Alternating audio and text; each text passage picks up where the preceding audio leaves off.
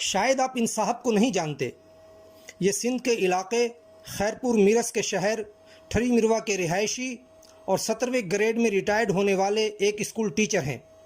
یہ صاحب علاقے میں ایک عرصے سے ٹیوشن سینٹر بھی چلا رہے ہیں اور اساتذہ کی تنظیم کے مرکزی عہدیدار بھی رہے ہیں۔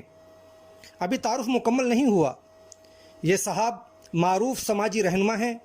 تعلیم کے فروغ کی کوئی تحریک ہو یا خواتین اور بچوں کے تحفظ کے لیے کوئی جلسہ جلوس، یہ سب سے آگے ہوتے ہیں۔ ابھی تعارف باقی ہے۔ یہ صاحب اسلام کو کسی خاطر میں نہیں لاتے، بلکہ جب بھی موقع ملتا ہے اس کے خلاف اپنے دل کی ضرور بھڑاس نکالتے ہیں۔ روشن خیال ہیں اور ان کے خیال میں اسلام ترقی کی راہ میں سب سے بڑی رکاوٹ ہے۔ اب ذرا ان صاحب کا کارنامہ سن لیجئے۔ بچوں کے حقوق کے علمبردار کے بارے میں 2 روز قبل یہ دھماکہ خیز انکشاف ہوا کہ ان صاحب نے ٹیوشن سینٹر کی آڑ میں بچوں سے جنسی زیادتی کا مرکز قائم کر رکھا ہے، جہاں نہ صرف وہ خود بچوں کو جنسی زیادتی کا نشانہ بناتے ہیں بلکہ بچوں کو گروپ سیکس پر بھی مجبور کرتے ہیں اور پھر ان کی ویڈیوز بھی بناتے ہیں۔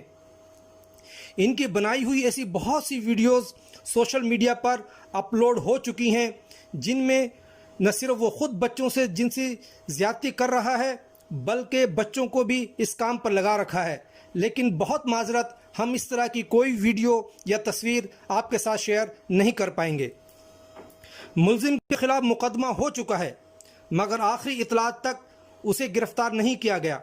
بتایا جاتا ہے کہ اس کے خلاف پہلے بھی پولیس کو شکایات کی جاتی رہی ہیں مگر سیاسی اور سماجی اثر و رسوخ کے سبب پولیس اس کے خلاف کارروائی نہیں کرتی۔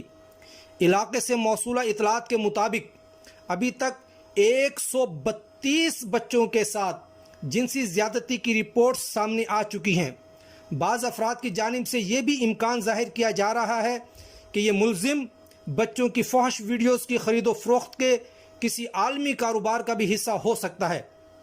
سندھ حکومت حیرت انگیز طور پر خاموش ہے، جبکہ انسانی حقوق کے علمبرداروں بالخصوص بچوں کے حقوق کی بات کرنے والوں نے بھی چپ سادھ رکھی ہے۔ شاید اس کی وجہ یہ بھی ہو کہ ملزم کوئی مولوی ٹائپ شخص نہیں بلکہ روشن خیال ہے۔